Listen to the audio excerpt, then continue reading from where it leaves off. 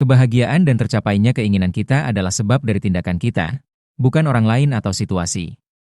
Banyak orang percaya tidak bisa melakukan apapun untuk mengubah hidup mereka. Banyak orang percaya, mereka terlahir untuk menikmati berbagai penderitaan seperti yang sudah mereka alami selama ini. Banyak orang menyalahkan berbagai hal atau orang di sekitar mereka atas apa yang terjadi pada mereka. Banyak orang bahkan menganggap seluruh dunia berkomplot untuk membuat mereka menderita. Suami atau istri bisa ribut mengenai apapun di dalam keluarga. Seorang karyawan bisa mengeluh mengenai apapun di perusahaan. Seorang pebisnis bisa menyalahkan apapun yang terjadi di pasar. Keluhan itu bisa saja dikaitkan dengan masalah kurangnya dukungan, penghasilan, fasilitas atau perhatian, tidak adanya kesempatan atau pilihan yang cukup, pemberian yang tidak sesuai dengan keinginannya atau apapun. Ketika menghadapi kesusahan atau kemungkinan salah, banyak orang memasang radar, salah siapa ini? Dan setelah itu, mereka tidak butuh waktu lama untuk menemukan apa atau siapa yang menjadi penyebabnya. Mungkin contoh sikap yang paling mengesankan dalam hal kebahagiaan di kehidupan rumah tangga adalah apa yang ditunjukkan oleh istri John C. Maxwell, seorang pakar kepemimpinan terkemuka. Saat dikonfirmasi bahwa John sebagai seorang ahli komunikasi dan kepemimpinan tentu membuat dirinya sebagai istri begitu bahagia selama puluhan tahun mereka menikah, ia menjawab dengan santai, "Tidak." Di tengah kebingungan mereka mendengarkan jawabannya, ia mengatakan bahwa ia tidak membutuhkan John untuk membuat dirinya sendiri bahagia. Apabila ingin bahagia, ia bisa bahagia, tidak peduli dengan apapun yang dilakukan John. Apa yang Anda bayangkan saat tahu bahwa Anda bisa menjadi penyebab begitu banyak hal yang terjadi dalam kehidupan Anda? Bagaimana perasaan Anda saat tahu bahwa Andalah yang memegang kendali atas apa yang terjadi di sekitar Anda? Bagaimana perasaan Anda saat sadar bahwa Anda bisa menjadi arsitek kehidupan Anda sendiri? Menyangkut tanggung jawab, pilihan kita begitu sederhana, menjadi penyebab, atau menjadi akibat dari sesuatu yang terjadi. Pada kenyataannya, ada yang mengambil tanggung jawab atas hasil yang didapat, tetapi juga ada yang segera mencari penyebab tidak tercapainya keinginan mereka. Seseorang mengatakan bahwa ia benci sekali pada pasangannya karena keinginannya tidak dipenuhi. Bagaimana saya bisa menyayanginya jika ia bersikap demikian? Tahukah Anda apa yang terjadi jika setiap pasangan di dunia mensyaratkan sikap yang ia idealkan dari pasangannya agar ia bisa menyayanginya? Ini menunjukkan bagaimana kita dengan mudah mengambil posisi sebagai akibat. Dan pada akhirnya, kebahagiaan pun menjadi tak lebih dari proses menunggu. Menunggu situasi ideal. Menunggu perlakuan baik dari lingkungan. Menunggu orang lain memberikan yang kita mau. Bahkan, ada juga yang menunggu untuk mencintai sampai menemukan satu orang dengan sikap ideal dari daftar pasangan ideal yang telah siapkan. Lihat dan dengar sekeliling Anda. Siapa di sekitar Anda yang mengambil posisi sebagai penyebab? Siapa yang memilih sebagai akibat? Ada yang mengambil tanggung jawab sebagai penentu hasil yang entah sesuai atau tidak dengan yang diinginkan. Ada yang terus-menerus mengambil tanggung jawab untuk mendapatkan hasil yang diinginkan dan memutuskan sendiri kebahagiaannya. Sebaliknya, juga ada yang sibuk menggerutu tentang apapun yang mungkin bisa dikeluhkan dan dijadikan kambing hitam. Hukum alam semesta menunjukkan bahwa kita hanya mendapatkan tanggung jawab sesuai yang pantas kita dapatkan.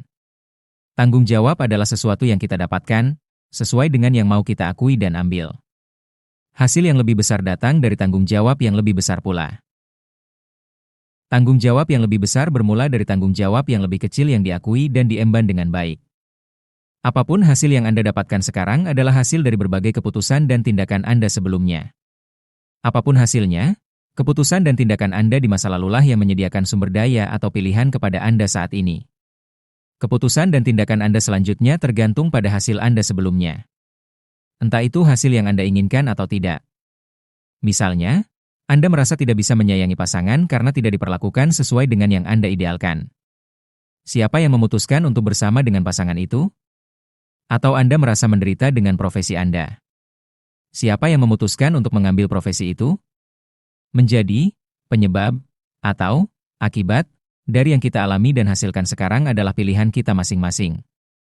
Pilihan itu sangat tergantung pada isi peta pikiran dan model dunia kita.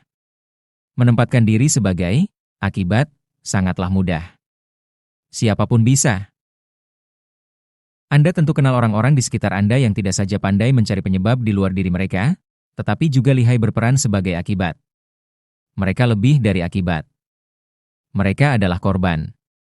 Bahkan, menjadi korban adalah permainan yang cukup populer dalam kehidupan. Anda bisa menemuinya dengan mudah dalam keseharian Anda. Nikmatnya bermain sebagai korban adalah bahwa kita bisa melempar kesalahan kepada orang lain dengan leluasa seandainya orang tersebut memutuskan atau mengambil tindakan yang tidak sesuai dengan keinginan kita. Orang lainlah yang harus merasa bersalah, padahal mereka yang melakukan kesalahan. Bagi mereka, harus ada yang menjadi penyebab perasaan tidak enak mereka. Dalam kasus apapun, Anda akan menemukan titik di mana Anda membuat keputusan tindakan. Tidak peduli pilihan apa yang tersedia saat itu. Andalah yang memutuskan untuk melakukan sesuatu.